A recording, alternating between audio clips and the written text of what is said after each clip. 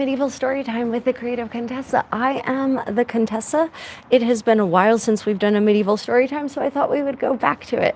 And today we're going to be discussing actually some texts that provide primary source evidence for how people actually lived their lives in the Middle Ages, their daily lives. So instead of doing a medieval fantasy story today, we are going to be returning to a medieval home companion in which we will be discussing laundry care. I know it doesn't sound exciting, but it really is. And we're going to be discussing what our Goodman of Paris thought of as being lewd attire in 1390s Paris, because this gives us some ideas about how people dressed, how women dressed, and what was considered appropriate attire and what was considered inappropriate attire, at least by our Goodman.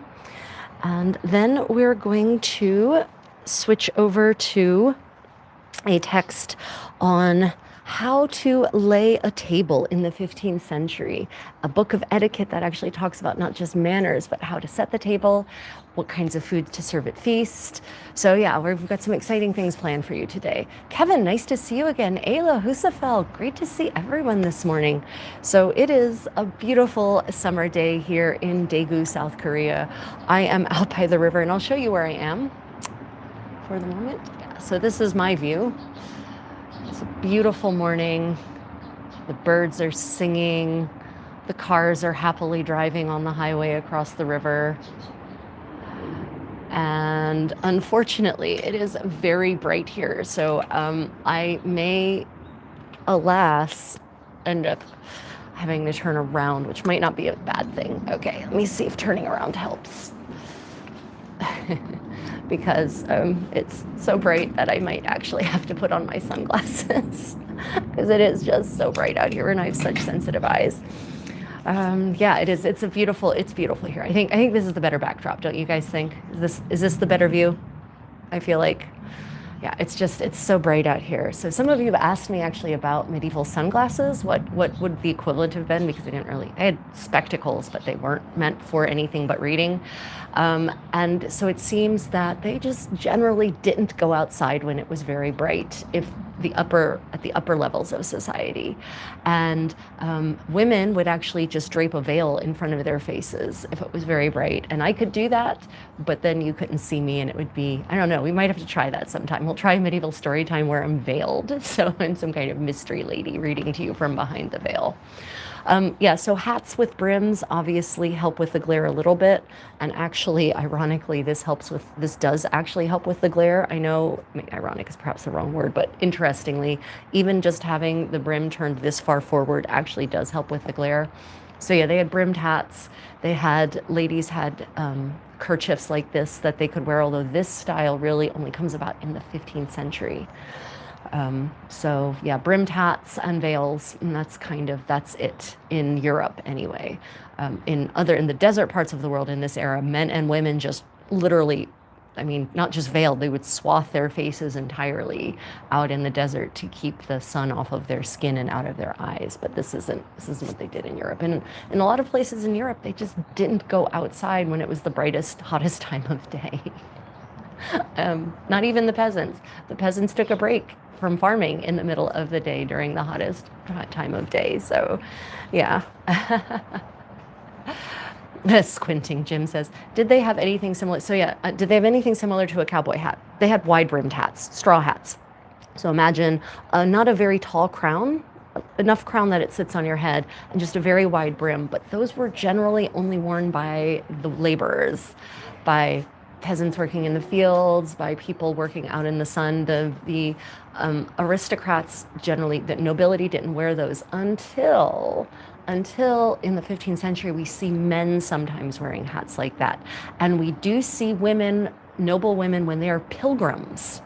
When they are pilgrims and they are out riding, when they're riding on a pilgrimage, then they will wear these broad-brimmed straw hats. Also because when you're going on a pilgrimage, you're not supposed to be engaging in the highest level of fashion excess, right? So you're supposed to be dressed more modestly.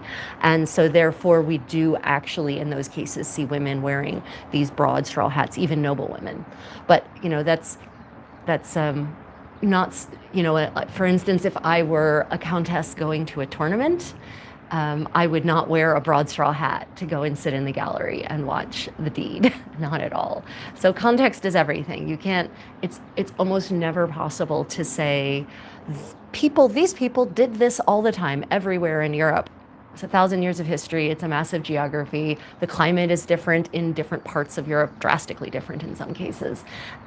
Different levels of society, and what you were doing, the context in which you were doing it really impacted what would be considered appropriate or what kind of clothing you might have to wear. Yeah, so that's a great question. Thank you for asking. Yeah, pilgrims' hats. Well, pilgrims' hats weren't always large. Not necessarily. Sometimes the brims only came out about this far. If you look at a lot of depictions of pilgrims going to Santiago de Compostela, the brim isn't necessarily that wide on men. It's really wide on women, because they definitely don't want the sun touching their skin. We knew that medieval women absolutely had an anxiety about maintaining a nice pale complexion, because there are treatments for, and I mean alarming treatments, and maybe I'll read that in the next medieval story time. Some of the very alarming treatments for whitening the skin. You should not follow these treatments. I mean, honestly, some of the modern treatments for whitening the skin are equally alarming and actually might have some of the same ingredients. So yeah, there's clearly an anxiety. There's a 12th century recipe for sunblock that involves, it's a mineral blocker and it's very effective. It's white lead. It reflects UV really, really well. It also has the downside of being lead. So the modern equivalent would be zinc oxide or titanium dioxide. And the white lead was also a pigment for painting, and the modern equivalent is now zinc oxide or titanium dioxide instead of lead. Yeah. Didn't King Henry VIII wear hats? Well, yeah, so hats, what's a hat, right? Like, hats are a thing. If you're talking about the broad-brimmed hats, not so much. He's always wearing what people now call a flat cap, right? It only comes out about this far. But again, you know, there's context is everything, right? Context is everything. Yeah. Okay, everyone.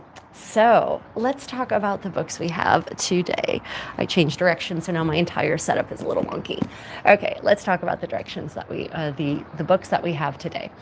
First off, don't forget, guys, if you're enjoying, to double tap that screen and like, and of course, if you have any questions, then do pop them in the live chat. Today, we're going to be reading from at least one, possibly two. We'll see how far we get because you all always have such great questions. We're going to be reading first off from the Ménagier de Paris, the Goodman of Paris, as it's translated. And the Goodman was a merchant, a wealthy merchant in 14th century France, writing in 1391. He is an elderly man, according to his own words.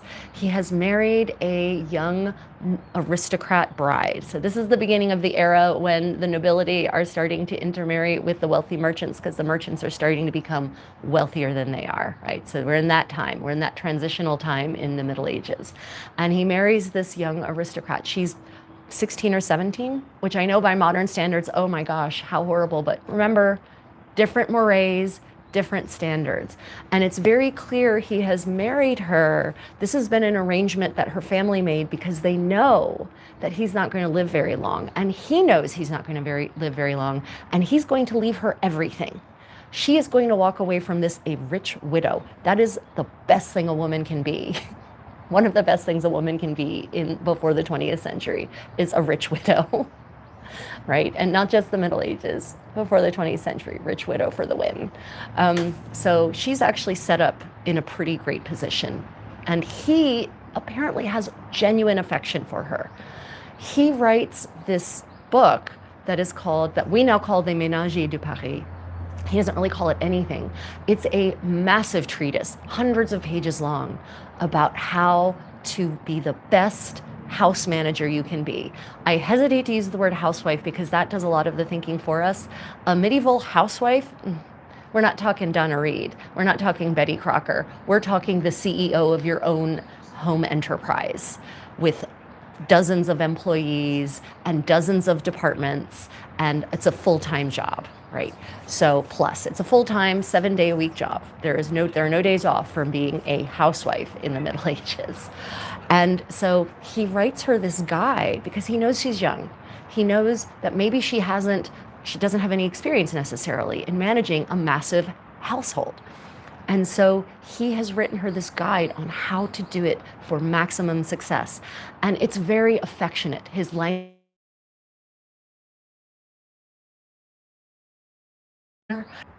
Okay, we're back. Sorry. I don't know why that just happened, but there it is. Are we back? What was the last thing you all heard me say? That's very frustrating.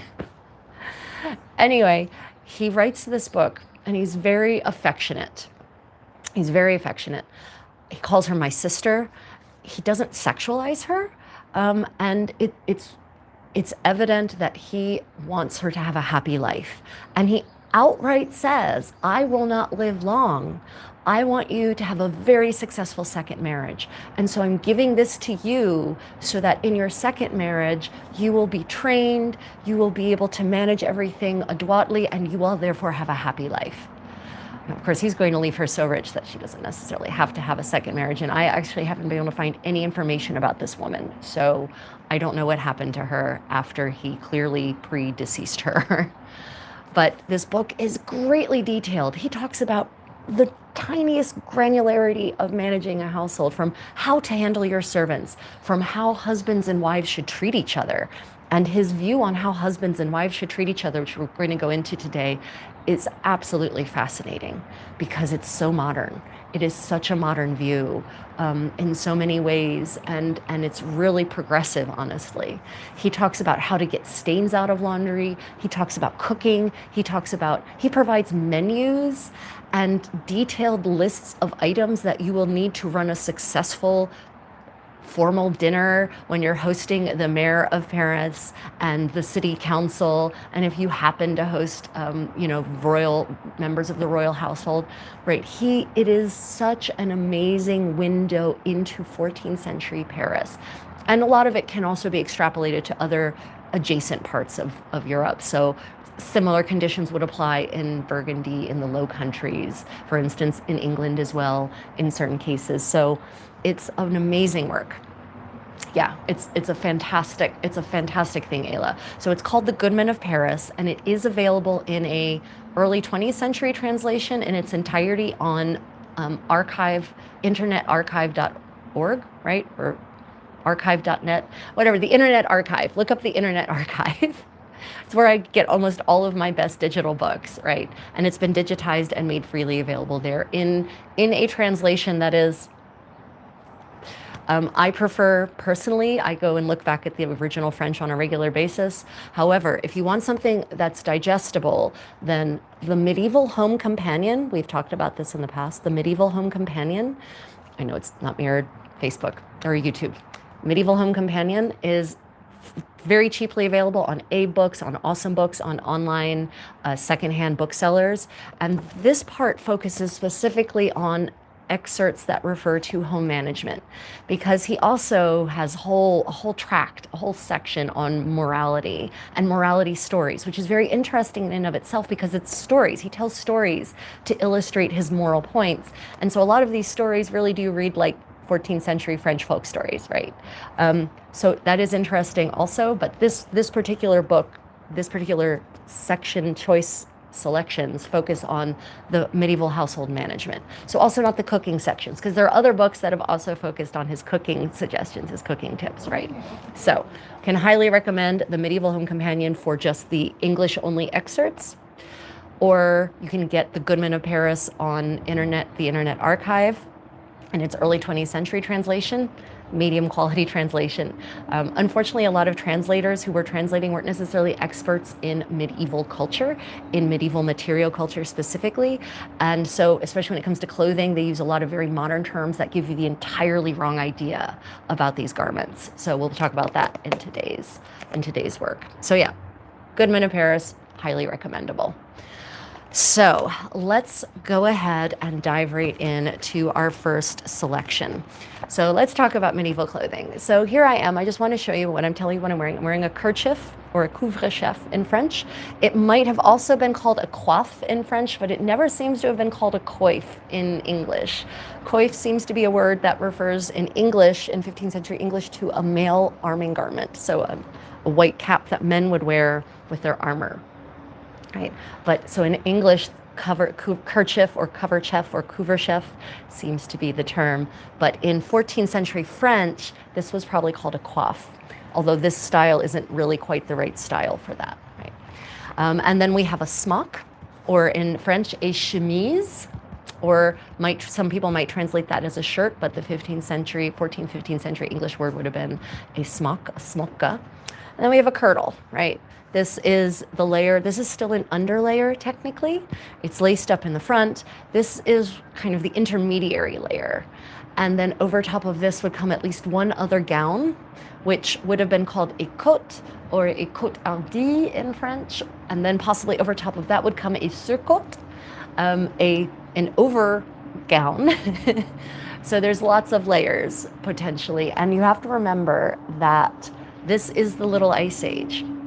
Europe is getting colder. We haven't reached peak Little Ice Age. Like peak Little Ice Age is like the 17th or 18th centuries when it really truly peaks. That's when you get the Thames freezing solid so that you have ice fairs, right? We're not there yet, but it is getting colder. And so they're starting to put on more layers. They're starting to line garments entirely in fur. They're starting to have padded garments, padded and quilted garments, and they're starting to wear more garments. And they're adding layers that, instead of adding bulk to arms and the skirts, they're starting to wear a layer that just helps keep the body warm, right? And, oh, Tommy Core, lovely to see you. Welcome back. Yeah. So those are the basic layers. Now let's talk about what he has to say to his young bride. For those just joining, welcome to Medieval Storytime. We are about to do a reading from Le Ménagier de Paris, the Goodman of Paris, a 14th century guide to being the perfect housewife. And we're about to read a section that is entitled, Take Care That You Are Respectably Dressed. Oh, Cash Baby, lovely to see you again. Welcome back. Susan, good morning. Okay. Take care that you are respectably dressed. Here, I want to speak a bit about clothes. Concerning this, dear sister, ma sœur, if you will take my advice, you will be very careful and pay great attention to our resources and means. In accordance with the social status of your relations and mine, whom you will visit and be with every day. Take care that you are respectably dressed without introducing new fashions and without too much or too little ostentation. Before you leave your room or the house, first see that the colors of your smock with some drunken, silly, or ignorant, oh, you kidding me? I don't understand what is happening. Did we cut out again, everyone? Oh, I'm so frustrated. I don't understand why I'm cursed when it comes to internet connectivity, no matter where I am. Are we back, everyone? It could be YouTube too. Okay, I'm going to start again. I want this to be a smooth reading. Oh, yes, also, for those who are just joining on this format, we do a complete read through of the section of text, and then we go back and we analyze. No, we're here. Okay, back. Yeah, see?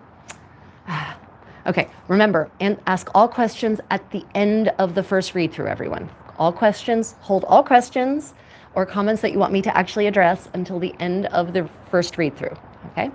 Start again. Take care that you are respectably dressed. Here I want to speak a bit about clothes.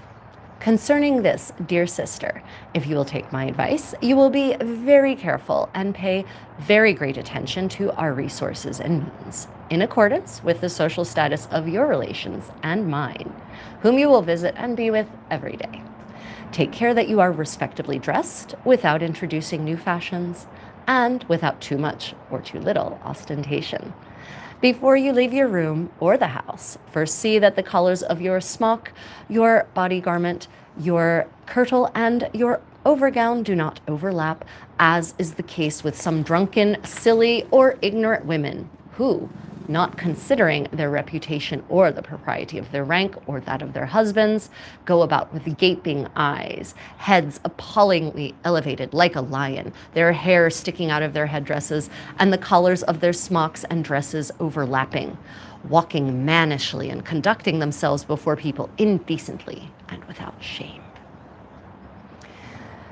When one speaks to them about this, they plead that they are earnest and humble and say that they are so diligent, industrious, and obedient that they may pay no attention to themselves. But they lie.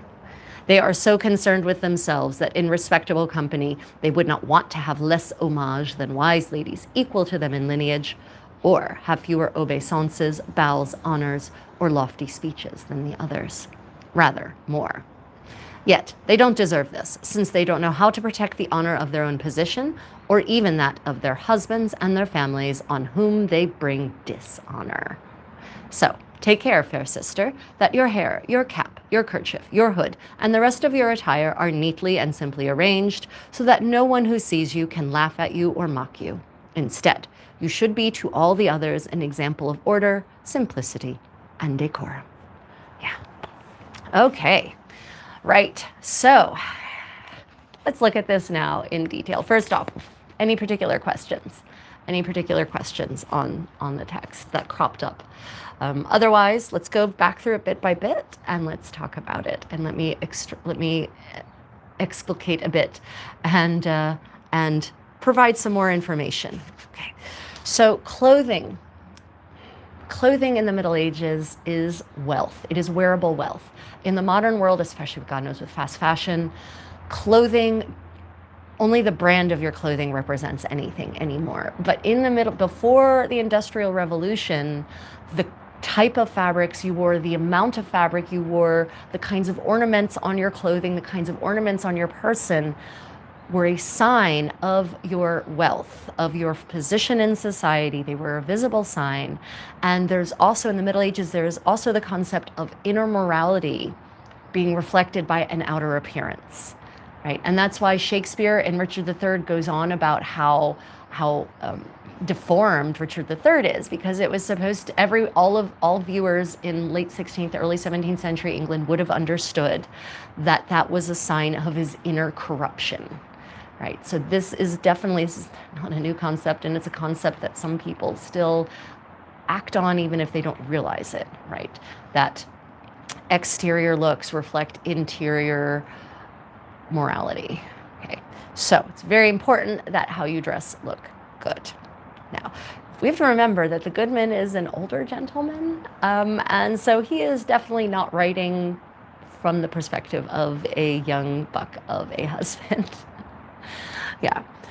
So he says that you should dress in accordance with our resources and our means.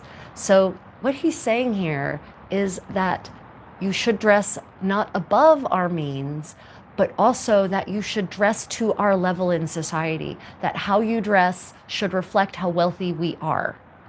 Right? So there's an expectation here that, yes, you don't dress beyond our means, so don't go into debt. Like, this is a warning. Don't go into debt, which at this point, so many people are doing. And especially on the lower echelons of society. This is after the Black Death. There's 60% of Europe died in about 3 years. And every 10 to 20 years, tens of thousands of people continue to die because the pestis yersineus, the Black Death, is endemic at this point, and it keeps recurring, and every time it recurs, there's another massive die-off. Not necessarily 60% every time, but every city loses hundreds, if not thousands, every time it comes back. What that means is that there's new economic opportunities. Wages are going up, right? People who weren't able to actually have their own plot of land before now can have their own plot of land because there was such a massive die-off. So there's a burgeoning middle class. The middle class is developing. Artisans, laborers, peasants can now afford nicer things, but they are dressing above their station. But not only can they afford nicer things, they want to afford even nicer things. So now many, many people are going into debt to buy luxury goods that are being imported from afar.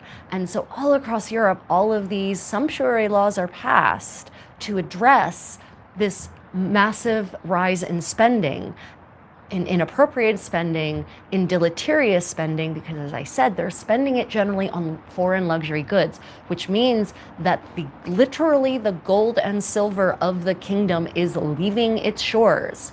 We're not talking about a fiat currency. This is a real currency. It's leaving the shores and going into the pockets of foreign merchants in foreign lands. So these sumptuary laws, these laws about luxury goods, are not just a question of snobbery and classism. It's a question of an economic anxiety, and a genuine one, that everyone is spending all of their money and it's going away. It's not going to local craftsmen, right? Spend local, not a new concept. It's not going to local craftsmen and laborers and artisans. It's going to foreign ones. And so they're worried, genuinely concerned about the impoverishment of the kingdom. The sumptuary laws passed by Edward III in 1366 literally say, it's a plea by the Commons to pass these laws, that they fear that all of the kingdom's wealth is going to foreign lands. So this is what he means by pay great attention to our resources and our means. Make sure that it reflects our resources and our means, but don't go above it, because the rate of debt was, sounds familiar, right? The rate of debt was on the rise. It was absolutely on the rise. Yep. So, wait, did I miss any questions? Yeah, very wise in advising her not to go into debt, right? He says it more explicitly in other sections, but it's very clear that's what he's talking about here, right? Okay, take care that you're respectably dressed without introducing new fashions, right? So it's funny because he's basically telling her to dress conservatively in the literal sense of that word, right? In the sense of dress in the way that is already in fashion, don't become a trendsetter. But she's an aristocrat, so it's highly likely that she's definitely more likely to actually become a trendsetter because she has those connections. And he even says that you should dress in accordance with the social status of your relations and mine. And that's why he says it in that way very specifically, because her relations are absolutely of a different cloth than his relations are. His relations might be well-heeled artisans, merchants. She comes from the blood, right? She's an aristocrat of the blood, of the sword. She is not an aristocrat of the gown, the robe, right? Yeah, okay. So then he says, make sure you dress without too much or too little ostentation. And that's great to say, but it's very vague. What is too much? What is too little? I'm not certain this advice is very helpful, but the general tenor of it is that she should dress in the middle, right? Neither be the most ornate dressed in the room, but also definitely do not be underdressed. I think it's all relative, right? What are the other people doing? Well, don't do as much as the highest and don't do as little as the lowest. It might be nice if he provided some more specifics, like some examples. Like when you provide a dress code, you should actually provide concrete examples of what counts in that dress code, but he doesn't. Oh, Doctor Who, What, Where? Nice to see you. Welcome back.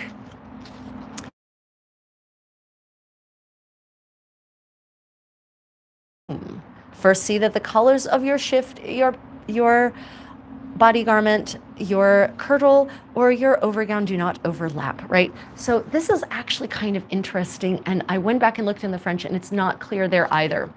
He says, in French, he says, make sure that they are not one on top of the other.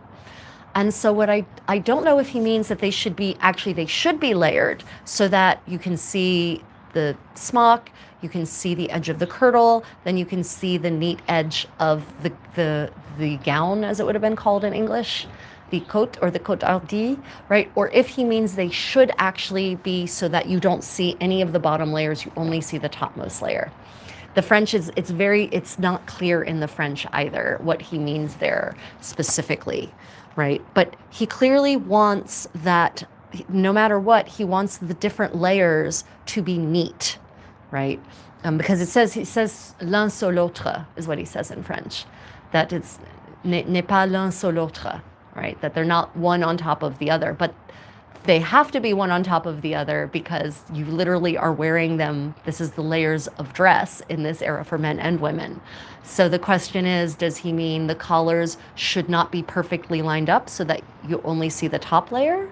Or does he mean they should be perfectly lined up so that you only see the top layer, right? It's a little vague. In his mind, it was obviously clear. And this is the problem with words being used to describe something that is a physical action or a physical object. Words are never as effective as just a picture with a pen. Yeah. Right. So now let's talk about these garments. He talks about the smock. That's this. And then he's got this word. So this is a bad translation. The bad translation, I keep changing it when I read it too, is petticoat. That's a bad translation for a modern audience because it implies something it is not. It's called, in French, it's a blanchet. And that is both a kind of fabric, a white, probably wool fabric. It's actually the etymological origin of the word blanket. Another conversation for another time.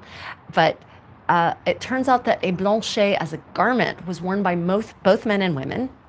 And it seems to have been a body garment. So something, a fitted, just a bodice, basically, that was worn like a vest. Maybe a vest might be the best modern equivalent. That was worn over the smock, but under the other layers. And my suspicion is it was for warmth, because sometimes I found entries, expense account entries from 14th century France, in which they're lined in fur, or they're lined in something else for warmth. And so I really suspect that this was a layer that wasn't supposed to show, it wasn't a fashion layer, it was a functional layer. And because it's for both men and women, it's not about support, it's about warmth, I'm pretty certain. And that is actually the word petticoat. That's what petticoat originally means in English, 15th, 14th, and 15th century English. The word petticoat is not skirts. Probably most of you hear the word petticoat and you think underskirts, right? Like in the Victorian era. It's not what a petticoat is in this era. In this era, it is just a vest-like garment that goes down to about your hips. And it's there to provide warmth. So yeah, it's very interesting that he mentions that here. Remember I said Little Ice Age? Yeah. Yeah, petticoat, she's not a Victorian, she's medieval. Yep. I wonder if people faked layers to look like they wore more fabric than was true for status. That is actually an excellent question. I have no evidence of that. And the reason why you wouldn't want to fake the layers is because you don't really see these layers, right? So for the most part, the only layer you actually see is the top layer for the most part. Some exceptions here, right? Broad brush here. But these layers are all necessary they're functional. These layers are functional, especially in the Little Ice Age, in a world where most spaces do not have central heating. Again, some places did have floor heating. I'm looking at you, Spain, and the Iberian Peninsula. But in a world without central heating, these layers are actually essential to get through a cold winter. So I don't have evidence of layers being faked, mostly because they wouldn't have been seen. It was about having the right layers for comfort. Yeah, but it's a good question, HDK. I can't say no because you can't prove a negative. I just haven't seen evidence of that, but it is a good pondering. Yeah, good questions, guys.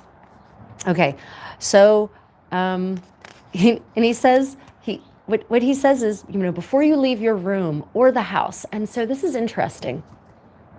Before you leave your your chamber is a private space, and this also tells us that they lived in a house with private chambers, with private bed chambers. That's not to be taken for granted in the 14th century. In 14th century homes in Europe, there are many homes that are single room, big single rooms. Obviously not necessarily the wealthy, but there are many homes that are mostly single rooms where one room is the sleeping space, is the living space, is the kitchen, also is the cooking space. And so, but this is the transitional period where we're going from a great hall where everyone sleeps and shares a space together to private spaces being built into homes, private spaces such as bed chambers, right? And so clearly their home must have a chamber because it says before you leave your chamber or the house, make sure that your clothes are in good order. And it's interesting that he says, or the house. The implication is that if you're in the privacy of your home, and I've said this before, and this is where I get this idea, that if you're in the privacy of your home or your chamber, how you dress is less important, that you can actually dress down even as a noblewoman or as a wealthy merchantess, right? You can dress down in those spaces because those are private spaces. it's about public, right? If you're in a public space, then you need to dress a certain way. But when you're at home, then you can dress in a more relaxed fashion, right? So the concept of dressing down and not necessarily wearing all the layers is absolutely a medieval one, and that did happen for certain. El jodedor, bienvenido, bienvenido. Question, Jim, did they by chance maybe also keep pets to keep them or help them keep warm at night?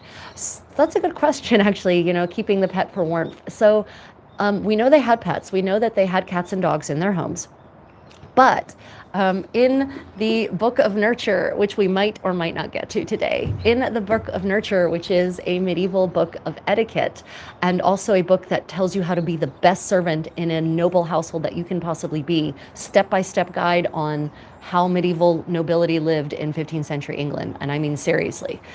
They give explicit instructions on how to clean the Lord's chamber, how to make the bed, how to prepare them for bed, how to prepare the room for bed.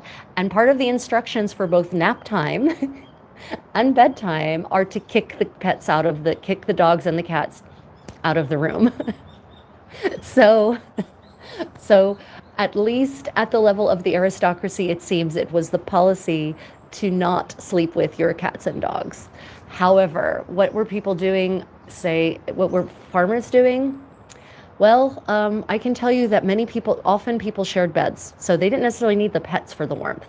People lived communally. This is not a live alone era, right? The nuclear family wasn't invented until the 50s, right? As part of America's buy ourselves back into greatness program, right? So in this era, people live communally. Families live multiple generations. Lots of people, multiple family members will share a bed. Guests will share beds with their hosts, and it's not a sexual thing whatsoever. And so you really have to remember that there would have been people to help you stay warm. But that's a good question, Jim. Yeah. I do know that in some parts of Europe, the peasants would actually bring the animals into their home at night on the lower floor. And the animals, like the livestock, would be in the winter specifically. The livestock would be on the lower floor, and they would actually sleep in a loft above them, and so that would also help heat things up. So it probably also has to do with your level in society, but it seems that, at least as per John Russell, the usher and marshal of Humphrey, Duke of Gloucester, no. Duke Humphrey apparently didn't get to sleep with pets because his usher kicked them out before nap time and before bedtime. Okay, good question. Where did the locals buy their garments? So actually, that's a very good question. So we're talking about clothing. First off, for those, welcome to my medieval story time with the Contessa. I'm the creative Contessa, and we are reading a passage from the Goodman of Paris that talks about specifically how women should dress. So we're talking about clothing. And so that's a really good question. Where did people buy their garments in the Middle Ages? So let's talk specifically 14th and 15th century France, Italy, England. So there's different places that people can procure garments, from which they can procure garments. There are different ways in which people can procure garments. At the upper end of the spectrum, nobility, it was bespoke. They commissioned tailors and shopsters. Shopster is the female version of a tailor, a dressmaker. They commissioned them to make garments for them. So those garments were bespoke. And there were different kinds of garments, there were different specialists. Especially in Italy, garment making is highly specialized. So you had hose makers to make hosen for men and women. Hosen are what would become pants, but at this time were footed leggings, basically. Men, they came all the way up to their waist or their hips. Women, they only came up to just over their knees. And so they would have hosen makers. You would have undergarment makers, who were nearly always women. You would have tailors or shopsters who specialized in doublets, in farsetti, in those arming garments. You'd have specialist furriers, people who did the fur linings for garments, were a completely separate profession. So you had all these different professions, and at the upper levels of society, they would be bespoke. Your garments were bespoke. But At the lower levels, there were ready-to-wear clothing makers, clothiers, who would sell in the markets. And you can actually see them in depictions of market stalls where you'll see a mercer, who is kind of like a general store, a medieval general store. They're selling a little bit of everything, and you'll see that they're selling hosen and maybe a couple of finished ready-to-wear tunics or doublets. And then there's also a secondhand market. Massive clothing secondhand market, not just clothing, everything secondhand furniture, secondhand armor, secondhand weapons, secondhand bedding, secondhand clothing.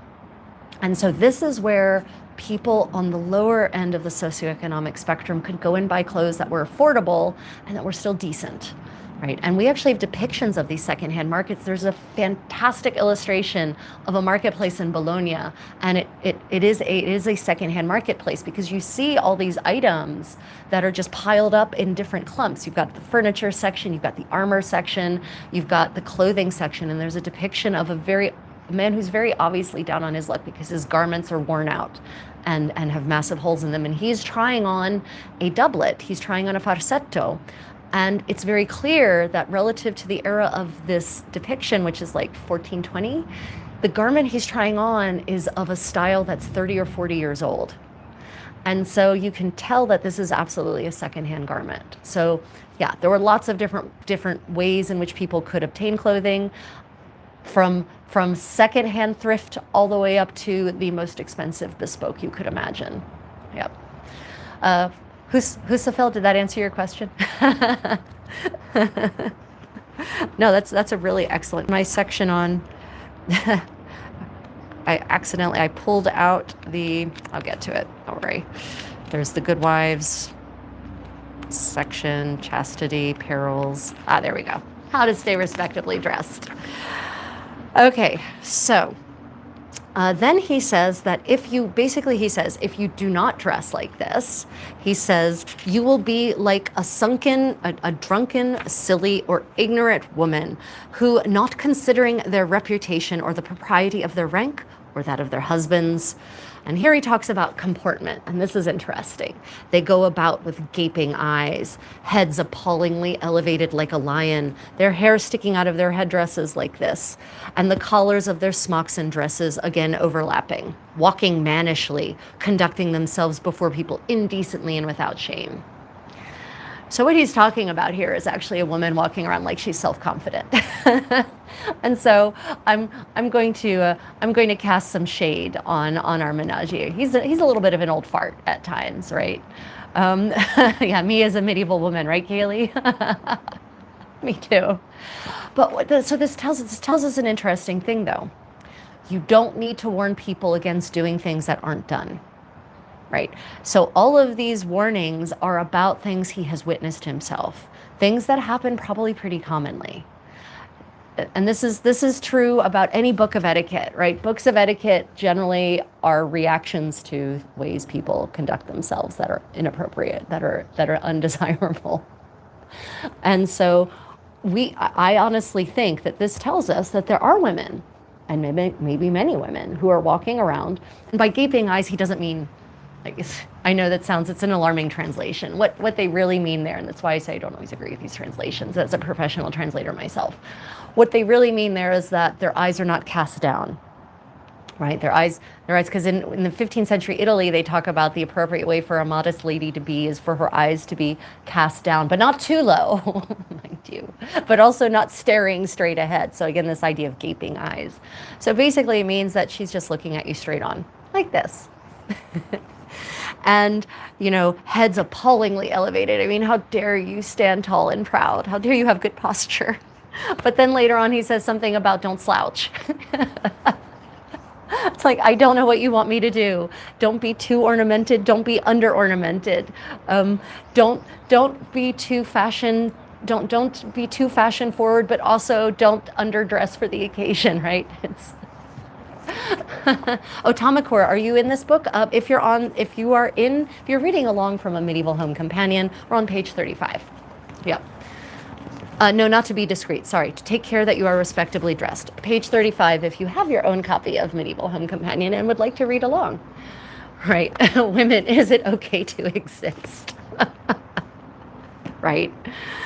Heads appallingly elevated like a lion. Well, that's me. That's my posture. I have lion posture for certain. And their hair sticking out of their headdresses. So I like a little fringe myself, just not a lot, just a little bit of just some nice curlies. I just feel that frames my face nicely and it makes me feel more comfortable. But also I have found depictions of women with little fringe like this framing their faces. So I know, and I mean, I don't mean allegorical or legendary or biblical. I mean portraits of women with just a little bit of fringe framing their face like this. And so I'm pretty certain women were doing it, and he didn't like it. He didn't like it at all. And he might not have liked it because he might have found it attractive and it might have made him uncomfortable to find other women attractive, right? I can totally see that. I can definitely see this. Yeah, this is a medieval home companion from the Goodman of Paris. Yep. Yep. So, you know, don't be too tall. Don't walk around mannishly. You know, don't walk with authority. It's very interesting, and I went back and looked at the French, and it does say mannishly, basically. So this is part of that double standard that exists to this day. What's okay for men to do is not okay for women to do, right? And we can debate about whether there should be things that based on your gender you should or should not be able to do, but generally I think no. I think if it's okay for a man to act that way, it should be okay for a woman to act that way. And if it's not okay for one, then it shouldn't be okay for the other. What's good for the goose should be good for the gander. You know what I mean? But this is clearly a case of not good for the goose, not good for the gander. I'm confident that our Goodman would have referred to Queen Isabel of France, Queen of England, Edward II's queen, as a she-wolf. He probably would have looked at Marguerite, Queen Margaret, Henry VI's queen, as a she-wolf, right? He probably would have looked at Elizabeth I as a she-wolf also, actually. So, yeah. But the fact that he's writing about it and he talks about those other women, as is the case, he says this, as is the case with some drunken, silly, or ignorant women. So this is clearly something that some women, and enough for him to complain about, are actually doing. So this actually, what these etiquette rules tell us, give us an idea of how people should behave, and also maybe how they actually are behaving, right? The ideal is not necessarily the reality. This is true to this day, right? True to this day. Question. The tall pointy hats women wore was for nobility. Okay, so you're talking about a hat that the Victorians called a hennin, but that was not called that in the medieval period, right? So no, those were not only for aristocrats, and they were only in fashion for about 50 years. It's a very narrow period of history when what some people call the pointy princess hats were in fashion. They were in fashion in some form or another for about 50 years, from roughly the 1440s and the first kind of styles you see until, well, the pointy style, 1450s, until the 1480s. And no, wealthy women, not just, we have lots of portraits of merchants' wives and bankers' wives wearing the tall pointy hats. So definitely not just for, not for nobility. But the question is, should only the noble women have been wearing them? Possibly.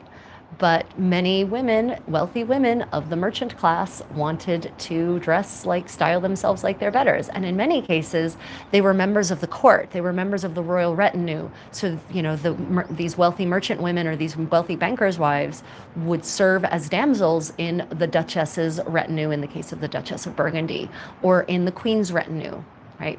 And so, as such, they were expected to dress like they were part of the royal court. So that's a good question. That is a myth. It is a myth that only princesses or noble women wore the pointy hats, which were called mitres or turrets in English, or they were called haut à tour in French, or sometimes grande couronne.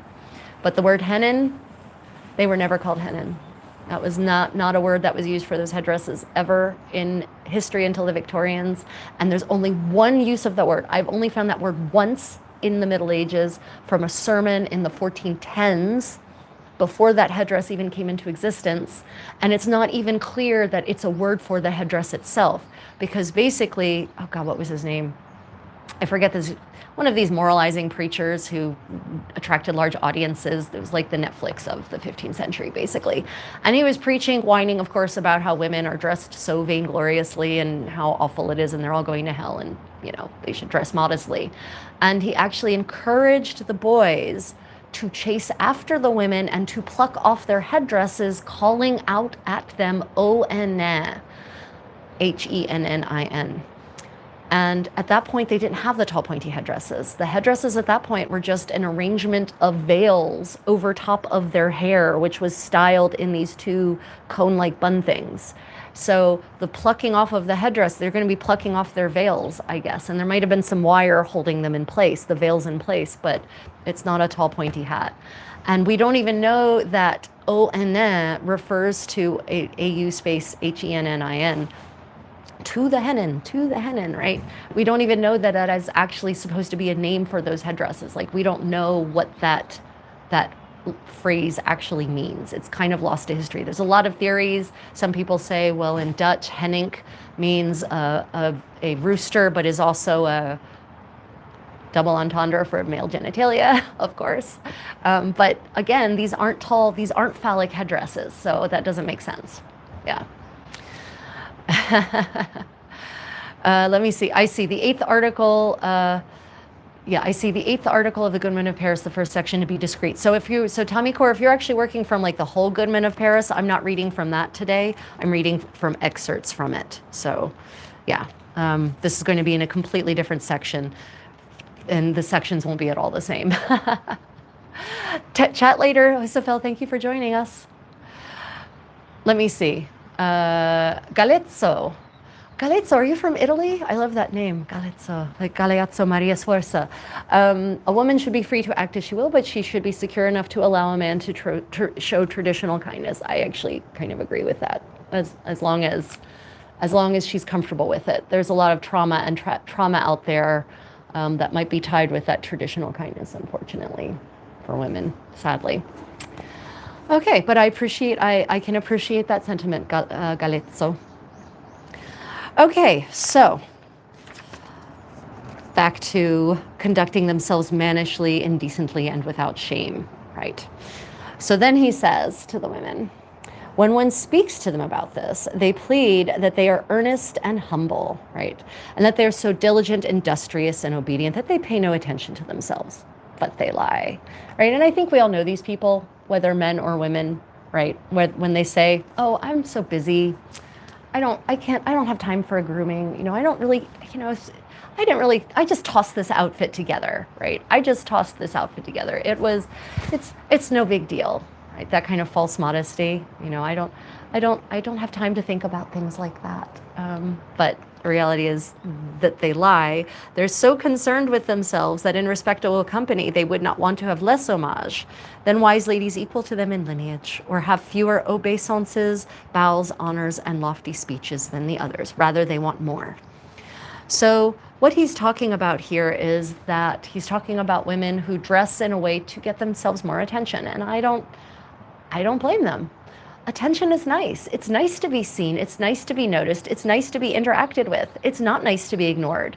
We are social creatures as humans. We want to be seen, most of us want to be seen. There are obviously some people who do want to just fade into the wall, but many of us want to be acknowledged by our fellow humans as being present, and we want to feel good about ourselves. Compliments are nice. I like getting compliments, right? So basically, he's kind of criticizing women who might do that, who might dress in order to be seen, who dress to impress.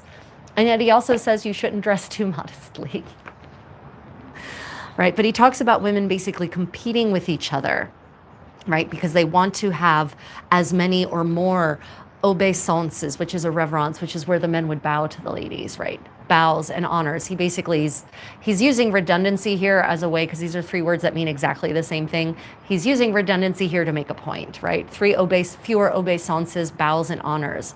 And then lofty speeches. So lofty speeches here is compliments, right? Is compliments. It's the gentleman coming up to the ladies and maybe rattling off a quick poem about their beauty and their virtue, right? Their various attractions. That's what lofty speeches means. This also gives us an idea of the kinds of ways in which medieval people at the upper end of the spectrum interacted socially, men and women.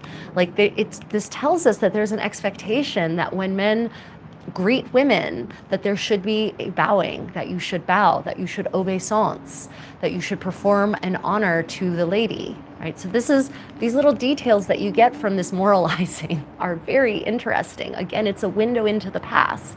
So we have the idea here that when a man greets a lady, a woman, whether aristocrat or wealthy merchantess, right, that he should bow to her, that he should honor her, and that there should be lofty speeches, that compliments should be paid, right? So this is how we get an idea about social interaction in the past. Sources like this are worth their weight in gold for those of us who are fascinated about these little details. And I wish that back when I was in school, history these days, I wish that all history classes would actually focus more on this kind of information and less on the great man history, because this makes the past relatable, right? This makes us feel connected. This gives us a visceral idea about how people actually behaved on a daily basis, right? So yeah. See, and Ryan lays on the first compliment. The sun-dappled hill behind you is eclipsed by your beauty. Yeah, Manosphere podcast bros of the 15th century. Yeah, Kaylee. except that unlike Manosphere podcast bros, this man really does love his wife. He feels genuine affection for her, and he really wants her to be successful, and he really feels like this is how she will be the most successful. And for all we know, he might have been right. He might have been right that this would have laid the best road for her success, right? It's hard to judge from our modern lens and our modern situation about the mores of the past without having more information. Yeah. Kaylee says, same, never cared about memorizing list of dates of battles. I mean, I did it. I found that interesting too, but for so many people, history would be so much more interesting if we focused on the stories of history and less about the outline data points, right? Oh, are you leaving? Hodedo, are you leaving? I'm not going anywhere. Don't leave. You don't have to leave. Or are you going? If you're going away, que tenga un buen día. Que tengas un buen día. Yeah. Okay, so let's see. Here he says, yet these ladies don't deserve this, since they don't know how to protect the honor of their own position or even that of their husbands and their families on whom they bring dishonor. So this is a concept that is dying out in the West, and maybe with good reason, the concept of the family reputation. The idea that the behavior of one member reflects badly on the whole family and will cast the whole family into disrepute. And in the pre-modern era, disrepute is not a minor thing. You have to care about your reputation, because business in the Middle Ages and the Renaissance, pre-modern era, is predicated on reputation. If your family has a dishonorable reputation, then you will suddenly find yourself unable to do business. You will find yourself losing customers, clients. You will find yourself unable to make deals, right? You will find yourself unable to arrange marriages for your children. So the idea of group shame, of tribal shame, is a very real and a very important concept in the Middle Ages, and we can agree with it or disagree with it. Personally, I think it's awful, but it was the reality of the pre-modern world in most places. In fact, I mean, Korea is the same way. If one member of your family commits a shameful act, the whole family is brought into dishonor and disrepute, and good luck trying to accomplish anything in society, in the business world. Your family will come to a dead stop, basically. So he's actually concerned that if she comports herself in this brash way, that she may bring dishonor on the family. And that's a real anxiety he has. This is not him just being judgy. He's concerned about what other people think, because it matters in this era. It matters a lot. And in this way, happily, I think in certain parts of the world anyway, we are progressing past this. And I think that's a good thing, because why is it my fault if my brother acts like an ass. It's not my fault. I literally can't control him. And yet in the pre-modern world, that would have brought shame upon me as well. You know, and I that's unfair, I think. Oh, good. Now we've got lyricism happening in the comments. I don't know. What do you think? What do you think about the concept of group shame, of tribal shame, of family shame, where if one member of the family behaves dishonorably or disreputably, that it then brings the entire family into disrepute and is basically punishes the whole family? I get the idea of group punishment. I just don't agree with it. So what do you all think? What are your thoughts on group punishment based on the behavior of one? In this case, we're specifically talking about the family, but group punishment is not unique to the idea of the family. Group punishment is often used in militaries, for instance. I mean, hell, the Romans had like the most extreme form of group punishment, decimation. Decimation is not what people think it is, but it's terrible. Decimation means to kill one-tenth. So when people say the army was decimated, I'm like, well, that's only 1/10. That's not so bad, actually. But the term has obviously come to have different meanings modernly. But in ancient Roman military, decimation was a punishment form whereby 1 in 10 people would be killed in the unit in punishment for something. So you would line up and literally you would count off, and whoever was the 10th. Yeah, sucks. Let me see. Kayleen says, I see that social dynamic play out in my small hometown. Everyone knows everyone's business and people 100% will judge entire families. Yep, Kayleen. It is definitely still there in certain places, and especially the smaller the community, the more that is the case. Let me see. Tommy Core says, I think group punishment works well in the military and in schools sometimes. Interesting. Jim O'Neill says, I think the individual should own it. Kayleen says, and this is in Canada, maybe it's like this everywhere that is small enough for communities to.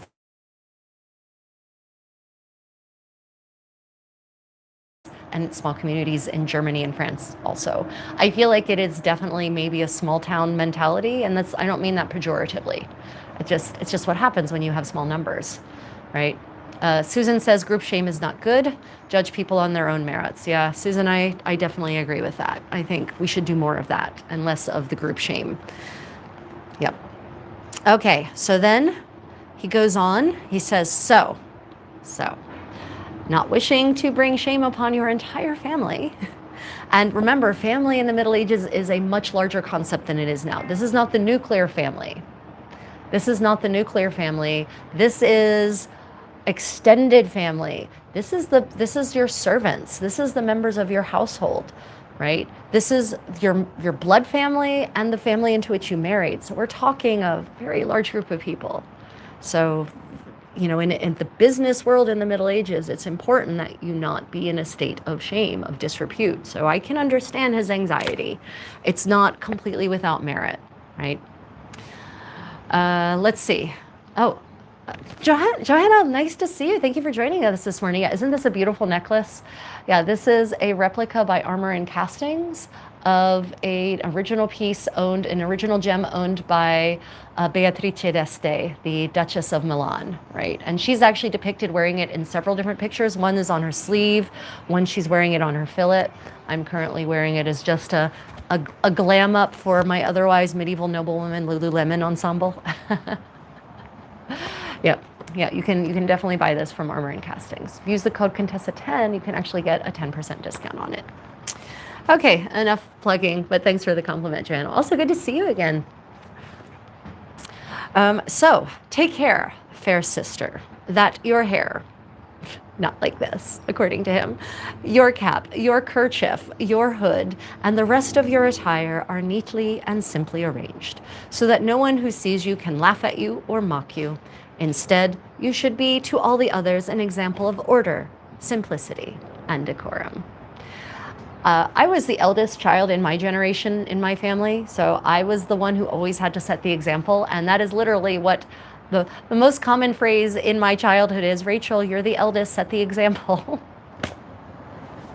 So I feel this to my core. I feel this to my core, right? Little 4-year-old Rachel, you're the eldest, set the example.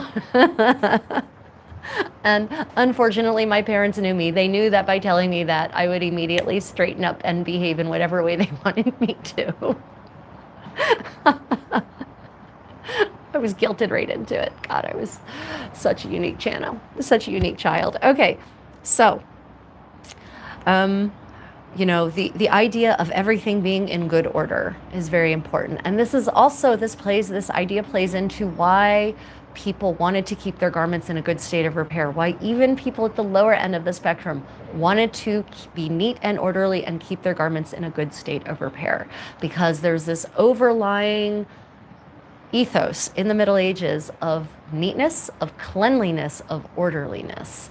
It was not a time of disorder. It was not a time of people wearing animal hides and walking around covered in dirt. That is not the Middle Ages. It just isn't, no matter what Hollywood wants you to believe.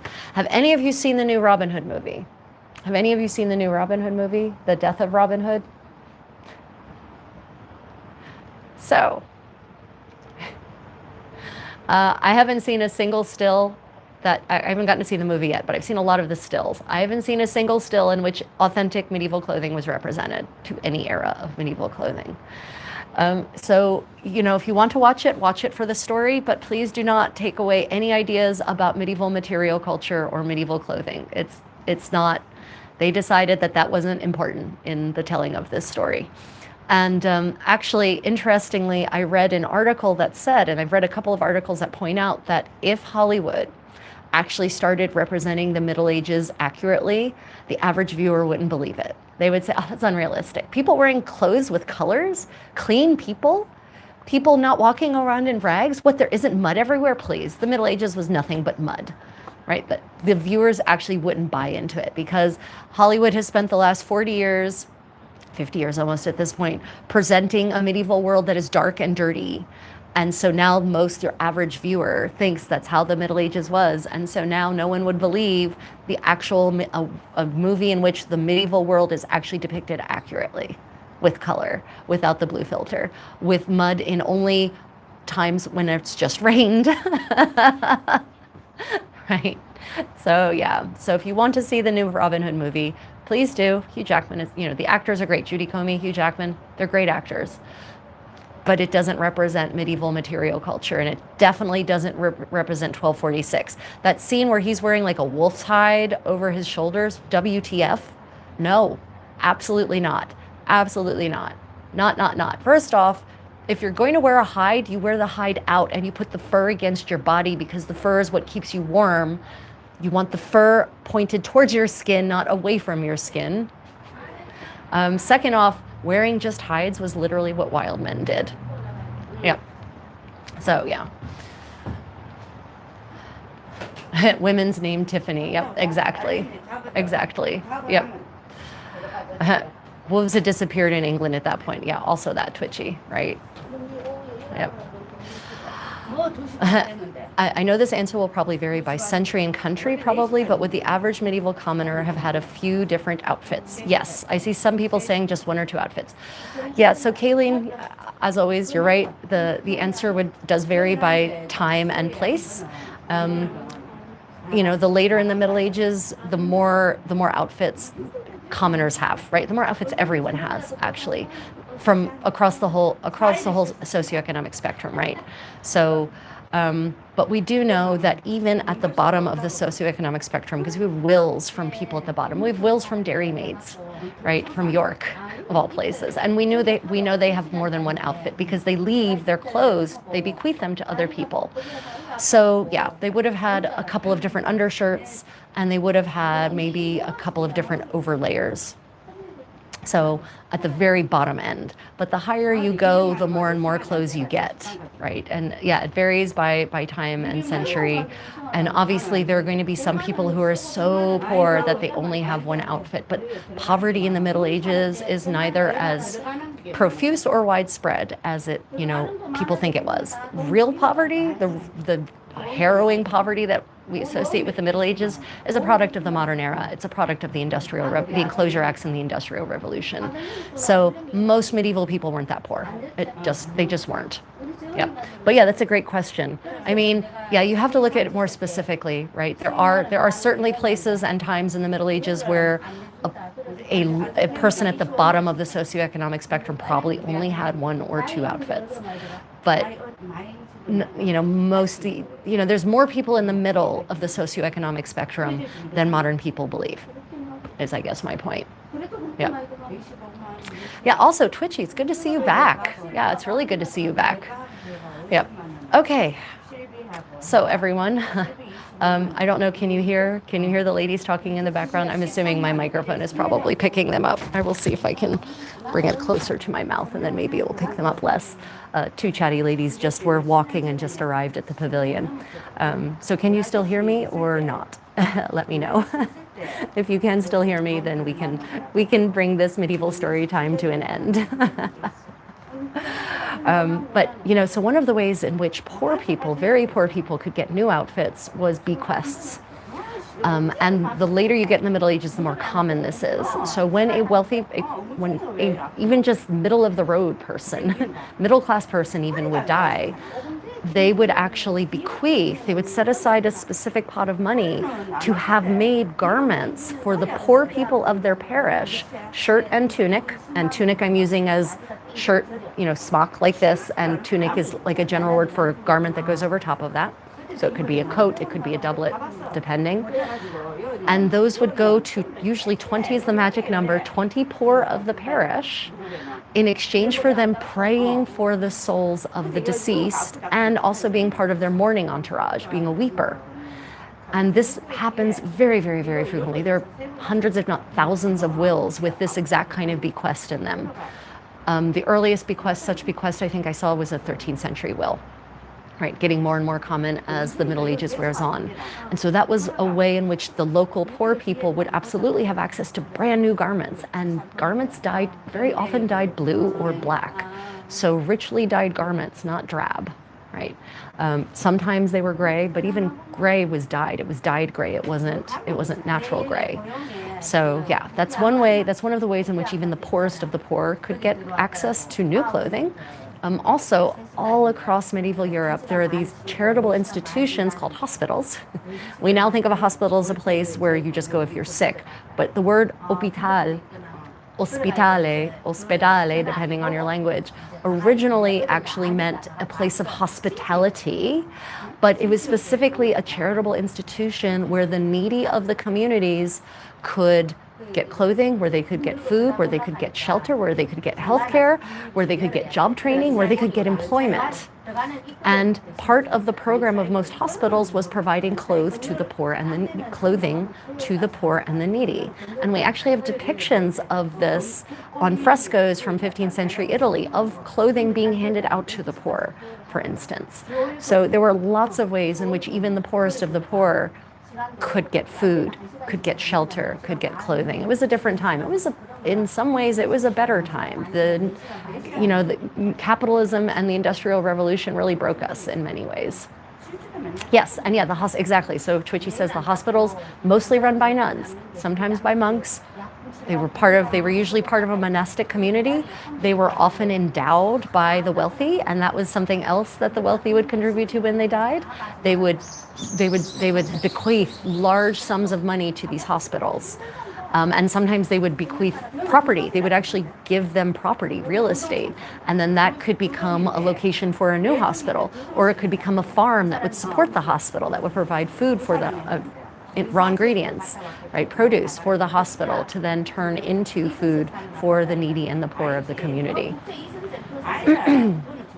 Yeah, and Twitchy says it frankly bankrupted many convents because they took on so much responsibility. Yeah, if you didn't have good patrons constantly kind of donating, it could be a very expensive endeavor. But charity was a massive part of medieval society.